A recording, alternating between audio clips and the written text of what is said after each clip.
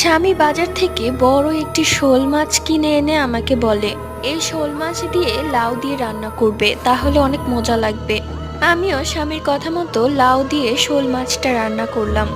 খাবার বেড়ে স্বামীকে অনেকক্ষণ যাবৎ ডাকছি, কিন্তু কোথাও দেখছি না। আমি খুঁজতে খুঁজতে এক পর্যায়ে ছাদে চলে গেলাম।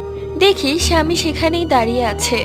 আমি তাকে বললাম, কি আপনি আমার কথা শুনেন না? আপনাকে কতবার ডাকছি। খাবারটা ঠান্ডা হয়ে যাচ্ছে, তাড়াতাড়ি খেতে আসেন। এই বলে আমি পেছনে ঘুরে সিঁড়ি দিয়ে নামতে যাব, তখনই আমার মনে হলো কেউ যেন ছাদ থেকে লাফ দিল। আমি পেছনে ঘুরে তাকাই, দেখি সেখানে কেউ নেই।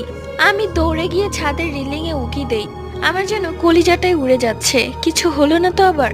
দেখলাম নিচে কেউ নেই। কিছুক্ষণ বাদে স্বামী পেছন থেকে আমাকে ডেকে বলল, সারা ঘরে আমি তোমাকে খুঁজছি, আর তুমি এখানে কি করছো? সবকিছু যেন আমার মাথার উপর দিয়ে গেল। তাহলে একটু আগে যাকে দেখলাম সে কে ছিল আমার স্বামীর রূপে?